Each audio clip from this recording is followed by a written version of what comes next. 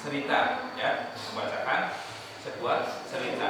Cerita ini berkaitan dengan pelajaran yang pernah kita pelajari kemarin. Kemarin terakhir Pak Guru memberikan pelajaran mengenai apa saja nama di Indonesia. Ada yang tahu? Majas. Setelah majas, apa lagi? Kalimat langsung dan tidak langsung. Fiksi itu sebelumnya ya. Fiksi dan non fiksi. Nah, di sini di cerita ini nanti ada majas, ini Pak Guru bacakan judulnya.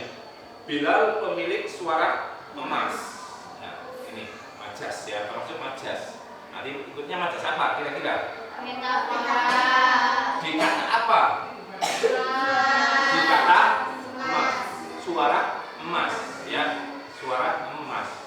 Majas apa? Majas? Apa saja coba sebutkan majas? Metafora. Oh, nah, bagus. Nah, kalau suara emas ikutnya? Majas itu sendiri apa sih? Majas itu apa? Gaya bahasa. Ya, gaya bahasa. Ya Pak Guru bacakan ya. Bilal pemilik suara emas. Nah, ini karangannya Ulfa H.T. Penerjemahnya adalah Raini. Ya, di sini ada di atas buku ini. Ya, Guru bacakan.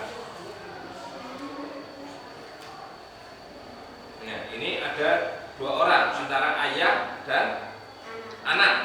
Nah, kebetulan anak ini namanya Bilal. Kemudian Bilal memanggil ayahnya dengan sebutan Abi. Ya, Guru bacakan. Ini ada tanda petik ini. Ini menandakan apa ini? Kalimat langsung ditandai dengan tanda petik. guru bacakan ya. Ini kalimat langsung. Nanti kira-kira yang bicara siapa ya? Guru bacakan ya. Abi, besok aku diminta ibu guru untuk mengikuti lomba adzan. Kira-kira kata siapa? Oh ya, anak ini yang ini ya. Kata Bilal. Alhamdulillah, Abi senang mendengar. Semoga Bilal mendapat hasil terbaik ya. Itu kira-kira kata siapa? Abi. Abi atau ayahnya. Ya, si Abi itu. Apa ayahnya? Terus ada lagi amin. Kira-kira kata siapa lagi? Iya. Nah, ini adalah kalimat-kalimat langsung ya.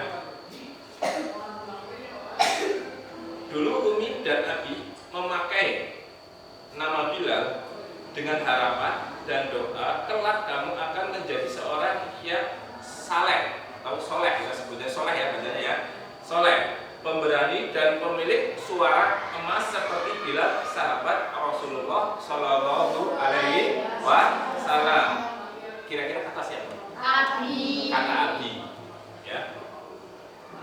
Terus suara emas, nah, ini tanda apa? Ada yang tahu?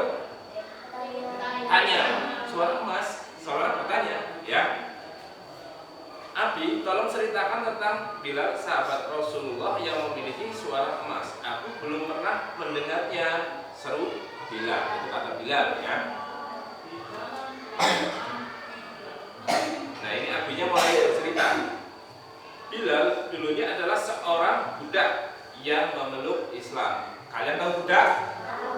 Apa itu budak? Pembantu. Pembantu yang tidak dibayar, bagus. Apalagi? Apa? Pesuruh ya, itu diperintah-perintah ya. Nah itu adalah budak. Di zaman dulu itu ada zaman perbudakan. Nah, seorang budak tidak memiliki kebebasan karena dia harus melakukan semua perintah majikannya. Cerita Abi. Abi melanjutkannya. Termasuk jika majikannya memerintah untuk meninggalkan agama Islam dan kembali menyembah berhala. Berhala tahu berhala? Apa? Berhala. Akan tetapi Bilal tidak mau menuruti majikannya. Ya, diperintah apa? Berarti menyembah berhala. Menyembah berhala. Tapi Bilal tidak mau ya menuruti perintah majikannya. Bilal sangat pemberani. Saat meyakini Islam agama yang benar, Bilal berpegang teguh. Walau harus dihukum oleh majikannya, Bilal tidak takut. Bilal tetap berkata, Ahad, Ahad, Ahad. Menyatakan bahwa hanya Allah Subhanahu wa ta'ala Tuhan yang satu. Ahad ya.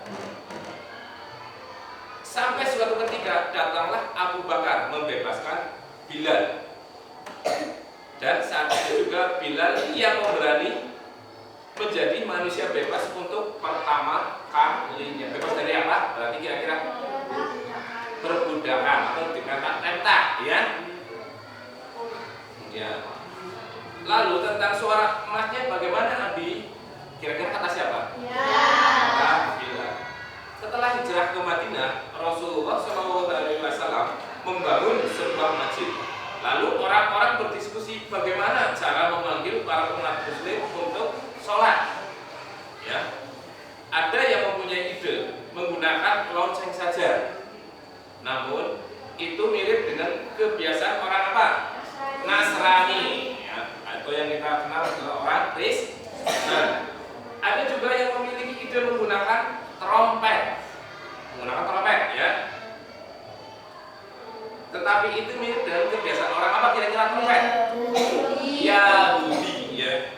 Lalu Abi kembali bercerita. Akhirnya Rasulullah meminta Bilal mengumandangkan adzan untuk pertama kali. Akhirnya sepakati menggunakan adzan. Sehingga sampai sekarang sebelum sholat kalian mendengar adzan ya, untuk memanggil orang sholat. Bilal memiliki suara yang indah. Karena itu Rasulullah meminta Bilal untuk mengumandangkan adzan.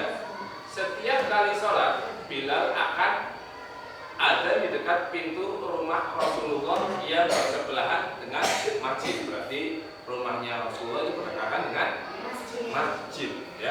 Setelah itu Rasulullah akan keluar.